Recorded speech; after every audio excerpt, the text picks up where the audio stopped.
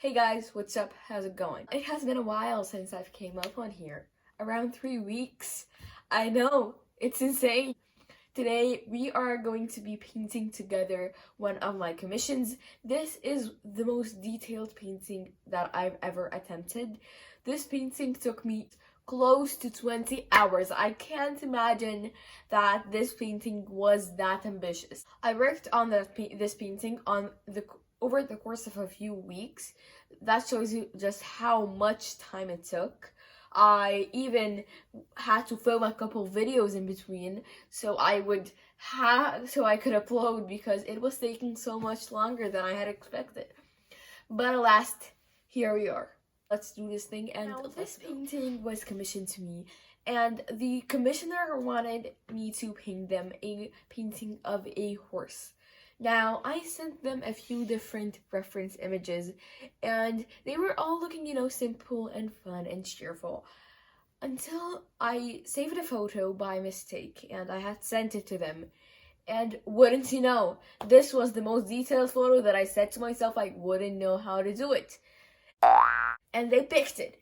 Now, at that point, was I afraid to tell them that I sent the photo by mistake and that I'm not going to be able to do it? Absolutely yes. I just didn't want them to feel that I couldn't do the challenge.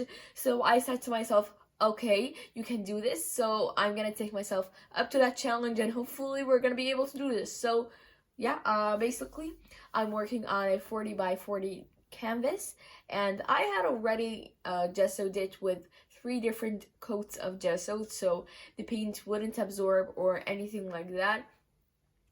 And with that, I guess we can get right into the first part, the sketching. So let's do this thing. I'm starting by getting a 1, a 2, a 3, 4 different pieces of paper, and then I'm getting out my boy mat, and I'm gonna cut these to the exact length of the canvas so they can all be the exact size of the canvas.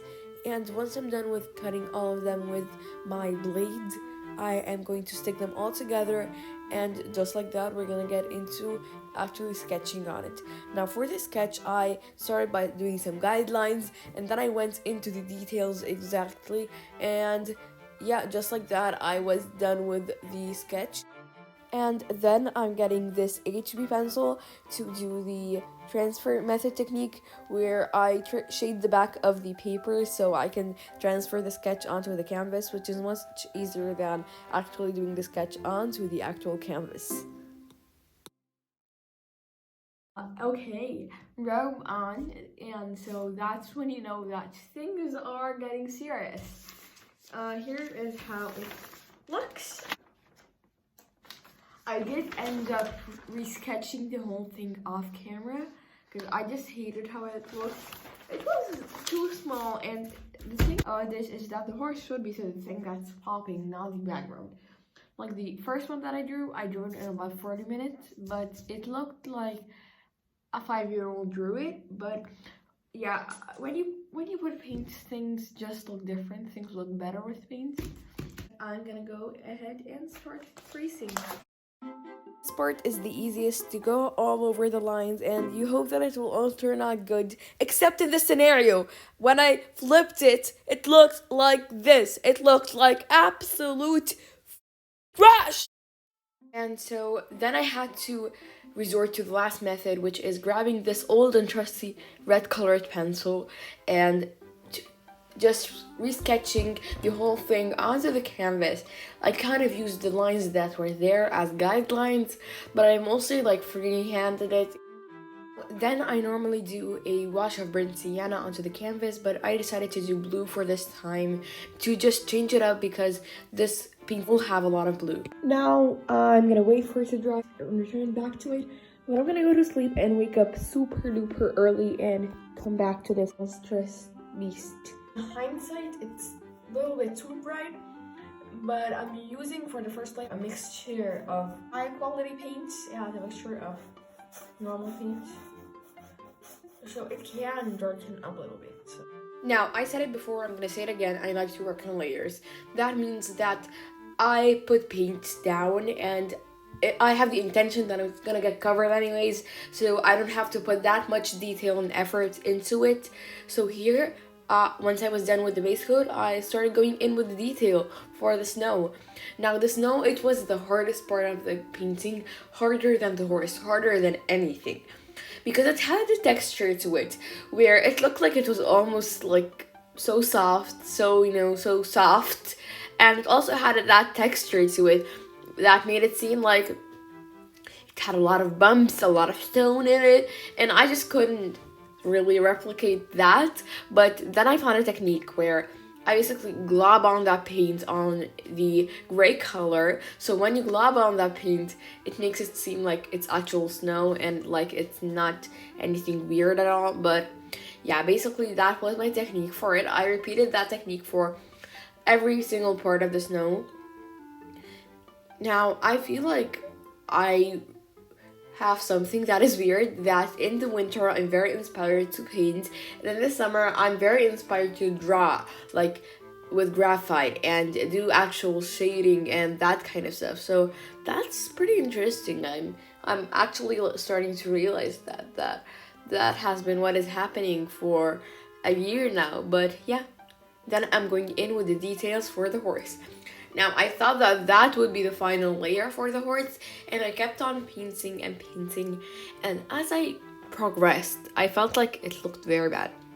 It didn't look how I imagined it to be, so I started adding that texture to the face, and I thought that it was working good, so then I decided to add it to the whole body. Okay, I got a new fresh palette, and I'm ready to, start the details and make this a piece that can pretty much go together.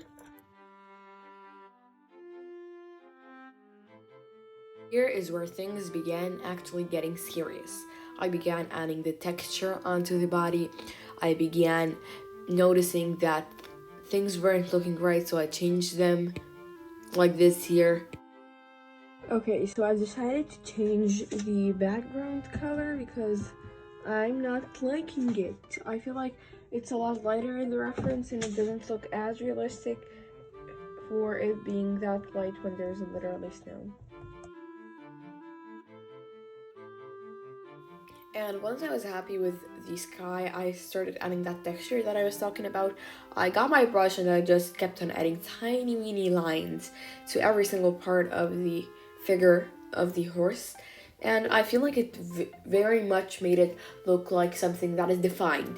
It looked very blobby, I think so, and it didn't look very nice. But that made it just like, look that 10 times better, that 100 times better. Like it made it go from 5 out of 10 to an 8 out of 10 or a 7 out of 10 in my eyes, I guess. Then I'm finishing it off by touching up a few areas, adding in the tail, adding in the rest of the texture, and then there's only one thing left to do, which is to add the lines in the background. They are, I think, like for electricity, I think, but they will really make this piece go together and make the horse not blend into the background. Now for these, I got some tape and made the adjustments off camera so I can just paint and not worry about having a straight line or anything. And so I'm making a very messy stroke here and up there, and once I'm done making those like paint strokes, I'm getting the tape and I'm pulling it out, and you see that clean line. Enjoy the satisfying part.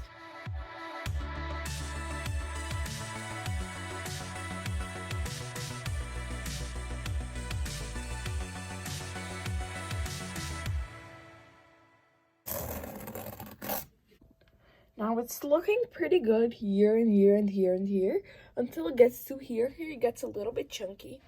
And also the same for here. It's going okay.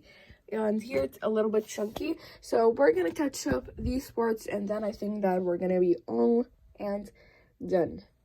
We're going to sand painting with this Posca pen.